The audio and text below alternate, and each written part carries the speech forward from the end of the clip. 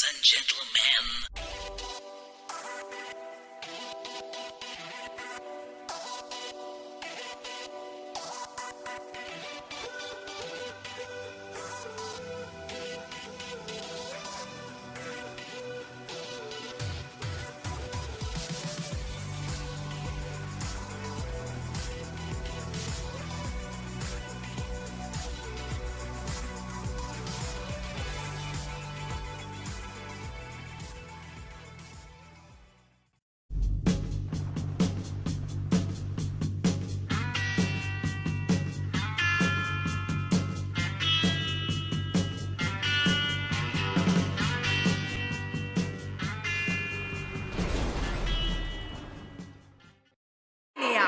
Hey everyone, Aaron here from KZX. Welcome to the second edition of the KZX podcast, or I'm going to phrase that, the first edition of Harlequins Wrath podcast.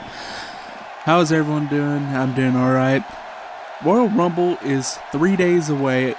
I'm kind of mixed feelings about it, because I don't know if it's going to be like what happened the last 2 years. But this whole podcast for today, it's going to be nothing but predictions for the Royal Rumble. So, here we go. So, this is 2016. This is, I think it's the 29th, I believe. It's either 28th or 29th. I can't really remember. For those of you people who do not know what the Royal Rumble is, it's basically a 30-man battle royal where the goal is to throw your opponent over the top rope and make sure both of their feet landed on the ring. That's pretty much it.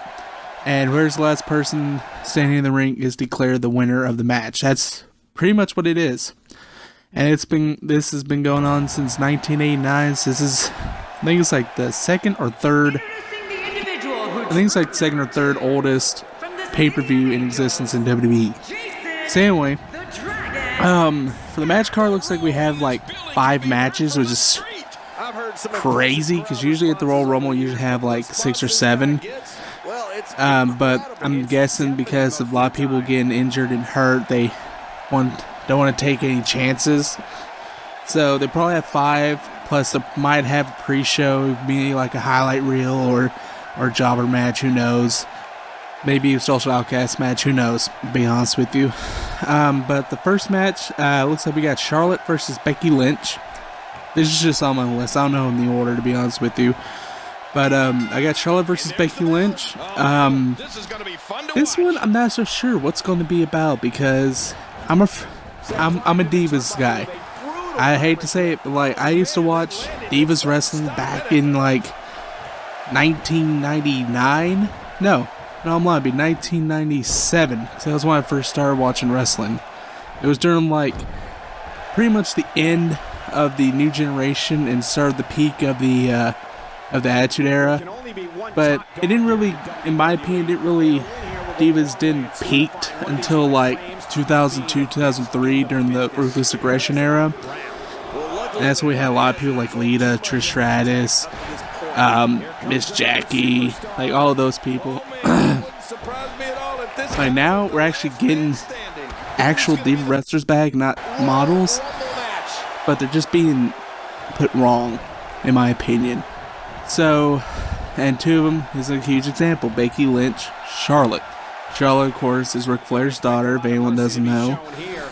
And, aka they're the 4 Horsewomen. With Sasha Banks and Bayley. And Bayley's, who are in NXT, and Sasha Banks also in the main roster with them. This is for the, looks like Divas Championship. Charlotte's the champion. She's going to have her dad. Dare I say it, Charlotte's probably going to win, just so they might have like this angle to go against Sasha Banks at WrestleMania. I'm not so sure with you, but all in all, I'm going to say Tricky Rick's going to get into the business, and Charlotte's going to win. Sorry, Becky, like I'm a Becky Lynch fan, but I got a feeling Charlotte's going to win tonight. On another note, I'm pretty sad about the whole Divas Revolution and how it went. Because it started off doing good, and then they decided we're just going to pair them all into a bunch of teams and go from there. It kind of as a revolution for Divas Wrestling. And it just went nowhere. Like, what the fuck? But we'll go. That'd be another topic on that. Okay, so next match I have on here is the New Day versus the Usos for the Tag Team Championships. I'm sorry if I have to say this, but New Day is pretty much the only thing that's getting me still watching Raw. If the New Day is not on there, I won't watch it. Like, I'm sorry, but the way Raw's been the past 4 or 5 months, it got me to the point I don't even want to watch Raw or SmackDown anymore. But the New Day is the only reason why I'm still watching it, because they're that good and they're the only ones actually having fun in what they're doing. That being said, anyone doesn't know, last week Jericho returned and breaks Francesca, which basically it's Xavier's trombone that plays like Final Fantasy and Legend of Zelda music the entire time, and literally breaks it in half. He's mad or something, or got all upset about it, my bad. And then last Monday they decided to have a funeral service for the trombone, which I thought that was pretty hilarious. And what I'm seeing is probably going to happen is New Day is going to win again. I mean, I don't mind see a tag team, like a champion change, but either way, my opinion, New Day is probably going to win, because the whole angle that they're doing right now with the whole trombone incident, they're getting more aggressive, and there'd be two ways, to be honest with you. You can either they can rush in, or they could just be aggressive and focus and apparently beat the living hell out of the Usos, or they be so aggressive that they lose track on what they're doing and lose the match and the titles. Or there's plan C, which is just shenanigans finish. And I'm hoping it's not C, because I am sick and tired of almost every title change that's always a shenanigan finish. I hate it. But my prediction, New Day's probably going to win and retain the titles. Okay, next match I have is Kalisto versus Alberto Del Rio. Why the fuck is this match even on the list? I mean, seriously, why the fuck is this even on the... Like, there's no fucking storyline to it. All it is was John Cena was going to announce, hey, rematch, but ends up getting hurt. Spoiler alert.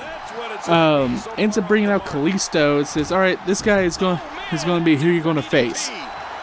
And after he basically won the first match at like the first SmackDown on USA Network, I believe. And then last Monday he wins the title in a title match, beats Del Rio clean, won it.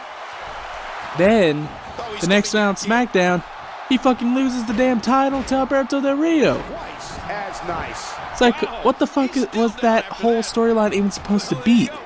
Literally, like, if he wins the title, maybe they should let him keep it till like the pay-per-view, so it can actually have meaning to the title.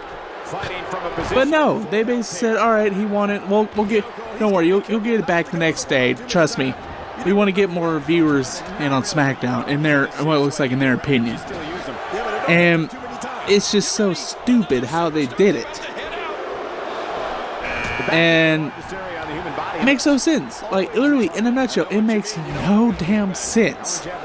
And I'm sorry if I meant last Monday. I meant like the Monday before last. But anyway. But yeah, like, why is this match even on the list? I don't know. Pretty much what I see, this is going to be like what I call a resting match. People just resting, like with their eyes shut and all that, sleeping, or going to the restroom. Like, cause there's no storyline, there's no hype for this. It's just pretty much just a mid-card match to fill in. That's pretty much what it is. Sorry to say it, but it's my opinion. Now, we have next match, but if I do pick a winner, it's going to be Del Rio, because they're probably going to have League of Nations. They're going to do a shenanigan finish, so that's why. Now, let's see. Next match on the list, we have Dean Ambrose versus Kevin Owens for the IC title in a last man standing match. This is probably going to be good. Last time I've seen a good last man standing match at a Royal Rumble pay-per-view would be, oh hell, would be Shawn Michaels versus Triple H in 2004, which everyone wants to forget that year for no reason. Or let me phrase that, the company wants you to forget that year. But anyway, that was one of the best Rumbles I've seen live. Not only live, but that match was amazing live.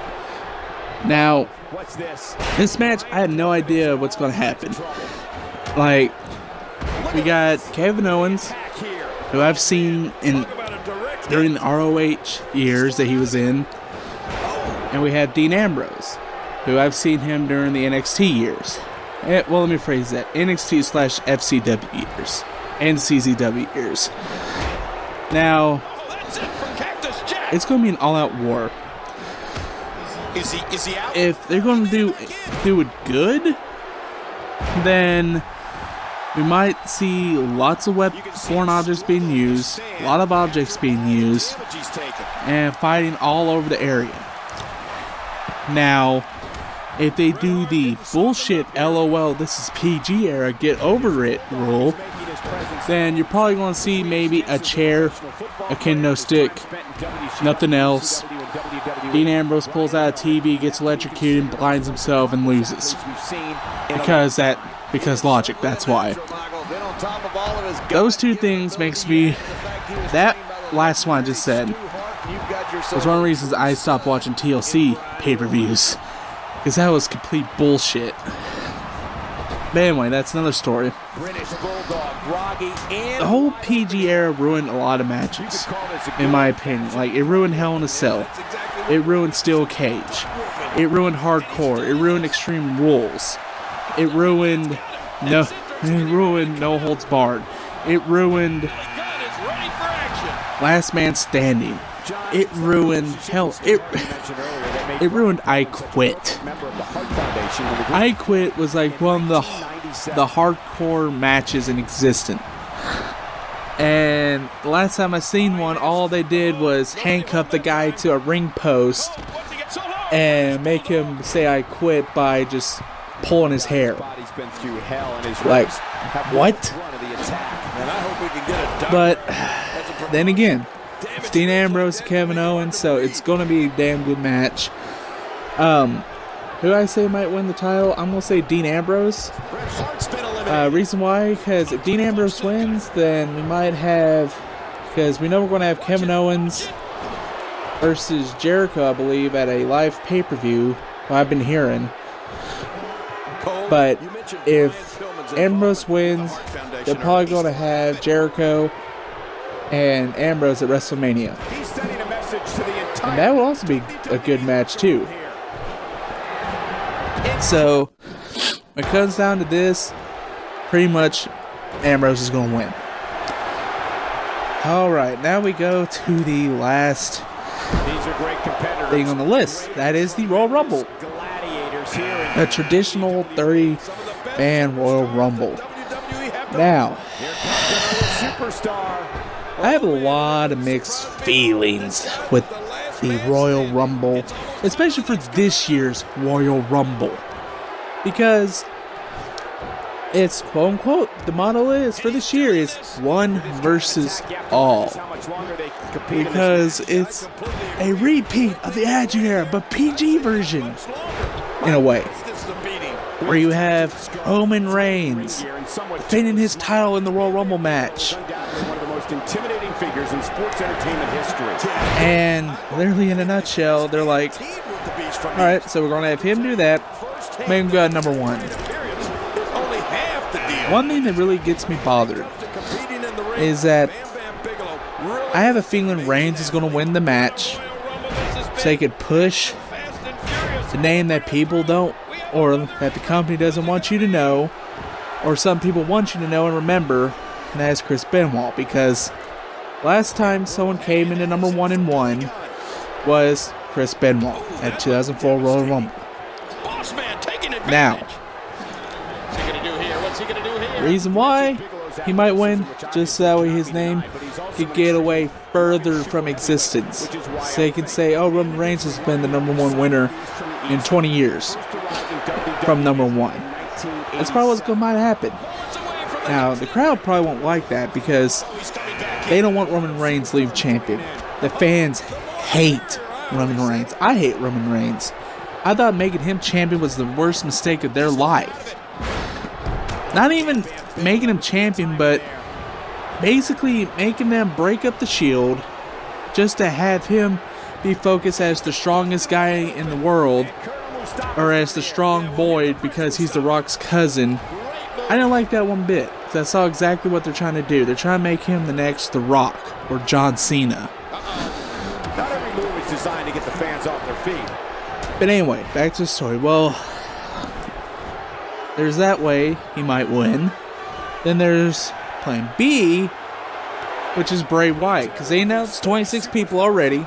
4 people might be a legend or a surprise guest, but among the 26, we have the Wyatt family. And what I see might happen is that Bray Wyatt might win the match, because if he's still in the ring and the rest of the Wyatt family is still in the ring and the last one's alive, Bray Wyatt's going to make them walk out, just so he can win and be champion, because he's the only dominant heel in existence. Besides Brock, but Brock's an automatic babyface. He's still in this one. Now that being said, now we have Plan C, which is Is he out? No, he made it back Social Outcast win. People love the Social Outcasts, or 4MB. I like them, they're interesting, but I don't see them as going to be champion, especially not in Vince's case, if Vince is the one pulling the strings. Hunter maybe, but Vince, hell no. Now, there's Plan D, and Plan D is the Dark Horse. Dark Horse? Undertaker. Why haven't Undertaker disappeared after what, Survivor Series or so? Yeah, Survivor Series. And so, no one said a word about him, a reference. He might come in as a possible return. He might win and defend the title against someone at WrestleMania. That would be a good one as well. Then you got Plan E. And this is the one I hope doesn't happen. I'll explain why in a minute. Plan E is the NXT or New Japan recent signees, Bullet Club, Styles, or Nakamura debut at the Royal Rumble pay-per-view. Reason why I hope Plan E doesn't happen is because the minute they come in, the fans were like, oh my god, they're here, yay! And they'll cheer for them the entire time and hope they win. And then the minute they get thrown over the rope, the fans will backlash. And as the fans backlash, all you hear is Michael Cole and JBL in the background laughing, saying, welcome to the big leagues, kid, as they're laughing maniacally. And they're wondering how come the fans are backlashing because someone's not in the Rumble, which happened 2 years. And yeah, that's pretty much it. Why? Let me tell you this. If Styles or Nakamura or anyone NXT debuts, for the love of fucking God, do not have Michael Cole, JBL, Brian Saxton, or that Ronaldo, whoever the fuck his name wants to be called, even though he sounds like he has 3 fucking dicks in his fucking mouth. For the love of God, don't have them commentate during the match, because the minute they lose, get thrown over, they're just going to get buried like that. Just like what happened to the Ascension when they debuted. Just like what happened to Hideo Itami when he debuted on the main roster for one night. Just like Kevin Owens. When after he won John Cena, they buried him badly. Now, only reason why, now the only thing that people will reference Kevin Owens is if it's a fat joke. You know, the guy is more athletic than fucking big, is literally athletic like fucking Evan Bourne. Like Bray Wyatt when he first started. The Ferrari engine in a Mack truck. Literally, that's what his motto was for Husky Harris. You won't be surprised. But the dude was fast as hell. And maneuverable as hell too. Like Yokozuna. But anyway. Reason why is that I hate every time when someone that's super fucking over in every production, like CZW, ROH, WCW for example, ECW for another example, New Japan, ICW, hell, even TNA, super fucking over. Everyone knows who they are, super famous. The minute get into WWE, they'll put them in development to see how good they really are and make them lucid jobbers so they can break them. Or they'll just bring them into NXT for one match and never heard from them again. Or they'll bring them into a Royal Rumble or a Battle Royal, and the minute they get eliminated, they're like, "Welcome to the big leagues, kid." And it's terrible.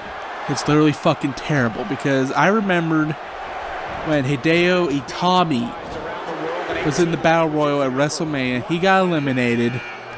They laughed at him. The crowd backlashed a little bit. The NXT fans backlashed. And all you hear is JBL on the mic go, "Well, why the hell they keep rooting for Hideo Itami? He's gone. This ain't no fucking NXT. This is Raw. This is WrestleMania. This is the big leagues. We don't need that. This is where the big boys play," or some shit like that. I'm over exaggerating, but you get what I'm saying. Basically, it means that whatever you did in those leagues, they're considered indies. They mean nothing, because this is the WWE, the most dominant, egotistical brand in the world. Sadly. But that's plenty. Sorry I went off top. Sorry I lost it. Sorry I went off topic. But this is what I deal with for 24/7 when I talk to a bunch of wrestling people, wrestling fans, even wrestlers. Hell, I used to wrestle. I used to wrestle for 5 years. And at one time, I was actually going to try out for OVW before I broke my back and had to stop doing it. But anyway, it really, those options is what I have. I'm hoping it'll either be D or B. Literally, I hope it's not A, or I hope to God it's not A nor E, and I hope it's not C. But I'm pretty sure it's gonna happen on A. But I'm hoping B or D will work. But that's it for right now. I hope you guys enjoyed this video. I'm Hitman. See you guys next time. Hopefully we will continue on with the Black Ops run. I don't know when, just whenever me and Del get back together. So hope you guys like it. I'm Hitman, or Harlequin, whatever you want to call me, and see you next time.